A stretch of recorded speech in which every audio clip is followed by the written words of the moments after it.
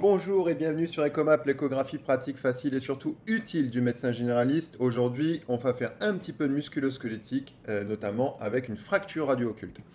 Alors, si vous aimez les contenus, si vous aimez mes petits cas cliniques réels, authentiques, issus directement de la consultation, petit cabinet de médecine générale en campagne où il fallait se débrouiller par rapport à l'absence de radiologie facile à trouver, eh bien, mettez-moi un like, abonnez-vous à la chaîne et puis mettez-moi un petit commentaire, ça me fait toujours hyper plaisir de vous lire, ça me fait hyper plaisir de vous répondre.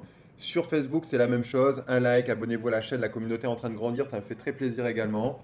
Et puis, votre formation à l'échographie est offerte. Le lien est dans la description. Je vous invite à me rejoindre pour une belle formation où on va parler d'artefacts, où on va parler de ce qu'on peut faire en échographie, de ce qu'on ne peut pas faire en échographie.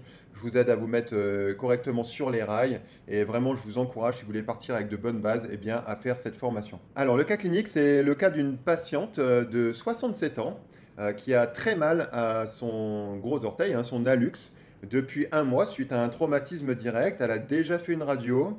Et la radio est revenue négative. On lui a dit qu'il n'y avait pas de fracture, que c'était probablement une entorse de la luxe.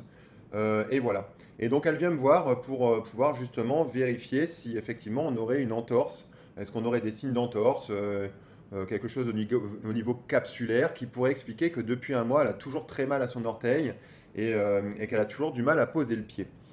Alors toujours en échographie, le comparatif droite-gauche. Ça, je crois que c'est la règle de base, c'est la règle immuable de l'échographie musculo-squelettique. Vous devez toujours comparer droite-gauche et vous ne devez jamais poser un diagnostic si vous n'avez pas comparé droite-gauche. Donc déjà, c'est la première chose. Alors ici, on a deux coupes donc sagittales, hein. On a ici la tête de notre métatarsien et ici notre première phalange. Donc la tête de notre métatarsien et notre première phalange. Donc notre hallux droit et notre hallux gauche. Ce qu'on remarque, c'est que ici notre repli capsulaire, hein, effectivement, du côté pathologique, il est plus important, hein. Vous voyez que ici l'épaisseur capsulaire est beaucoup plus importante que de l'autre côté. Donc déjà, ça se remarque parce qu'on fait un comparatif. Donc je vous invite déjà à systématiquement utiliser le mode dual, hein, puisque la majorité de vos appareils d'échographie vont permettre de faire un mode dual et d'afficher sur la même coupe la droite et la gauche. Et avec la droite et la gauche, bah, vous allez vous tromper aussi beaucoup moins facilement. Ce qui attire un petit peu l'œil, c'est ce repli aussi, hein, ici un petit peu, on va voir ça par la suite. Ce qui implique aussi de rechercher un petit peu plus si on ne trouverait pas quelque chose en regard de cette zone. En tout cas, effectivement, cette patiente vraisemblablement présente une lésion de son hallux, en tout cas une lésion vraisemblablement articulaire. Sur la suite de la coupe, on va faire cette fois une coupe plus large, hein, toujours en sagittal. On a ici notre métatarsien, on a ici notre P1, donc notre première phalange. Et on remarque, à l'endroit où on avait l'impression effectivement d'avoir encore une image anéchogène au contact de la corticale, qui pouvait être peut-être, pourquoi pas, la capsule, vous voyez ici la distension vraiment importante, hein, de notre capsule, hein, qui est à la fois épaissie et inflammatoire, mais aussi emplie de liquide. Et remarquez le long de notre phalange, hein, au niveau vraiment très proximal, euh, une rupture de la corticale. Alors ça, c'est tout à fait pathologique, hein. Vous ne devez pas observer de rupture corticale quand vous suivez. L'os est relativement bien vu, notamment ces petits os, par l'échographie, et le diagnostic de fracture radio-occulte est relativement facile en échographie. Donc je vous invite vraiment à poser votre sonde. Ici, sonde linéaire en haute fréquence pour ceux qui se posent la question. Je vous invite à poser votre sonde sur les corticales osseuses de vos patients parce que vous verrez que les fractures, vous les verrez, hein. Vous arriverez à les repérer assez facilement. Donc, comme toujours, il va falloir réaliser un double quadrillage, hein. On va chercher d'abord à faire un comparatif droite-gauche, puis ensuite à faire des coupes en sagittal et transversal pour confirmer notre diagnostic. Remarquez ici notre comparatif avec toujours la droite et la gauche, notre tête de méta et notre première phalange.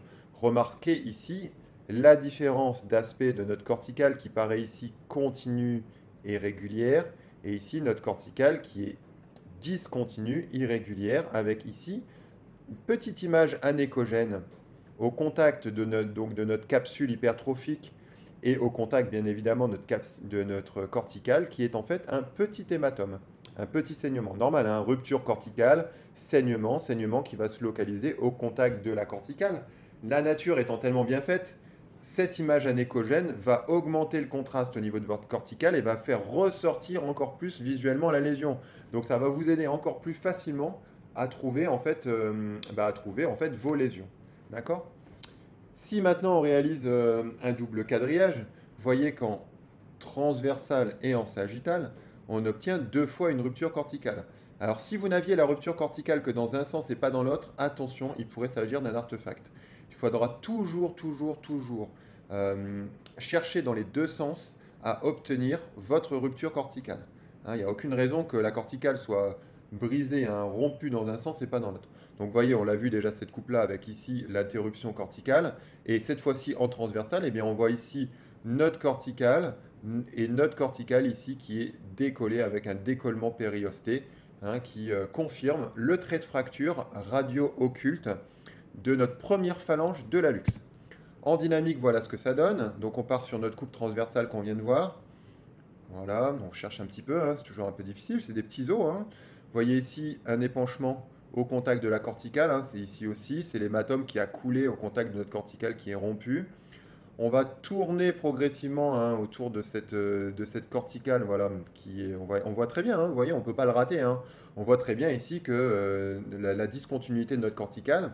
On va chercher à tourner progressivement en gardant bien cette image au centre, voilà, pour passer d'un transversal à un sagittal. Et vous voyez que quand on suit cette irrégularité, on obtient toujours notre rupture corticale. Donc on sait que dans les deux sens qu'on observe, c'est bien évidemment un trait de fracture. Donc voilà pour ce trait de fracture. Qui n'était pas vu à la radio, qui est très facilement vu en écho. Donc comme quoi finalement on a dit longtemps que l'échographie était un mauvais examen pour examiner les os, ça n'est pas vrai. On ne voit pas l'os dans son ensemble, hein, mais on voit, vous voyez ici aussi au passage l'hématome, hein, l'hématome au contact du trait de fracture. On ne voit pas l'os dans son ensemble, mais on en voit le plus souvent suffisamment pour poser les diagnostics. Même si bien évidemment, je ne suis pas en train de dire que l'échographie remplace la radio, mais dans certains cas comme celui-là, ça a un intérêt certain. Parce que je vous rappelle que la radio n'a pas vu la fracture. Reviens un petit peu en arrière, voyez que vous aurez le plus souvent, au contact de la rupture corticale, un hématome qui va augmenter le contraste et vous permettre de voir bien plus évidemment le trait de fracture. Hein. Je pense que là, tout le monde a bien vu l'image que j'ai essayé de vous montrer aujourd'hui.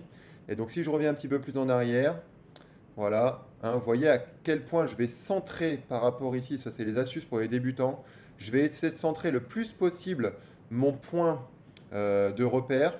Je vais tourner très progressivement mon image en gardant toujours l'image pathologique au centre. Vous voyez que j'essaye en tournant de faire une rotation douce de ma sonde en gardant cette image pathologique le plus possible au centre de l'image.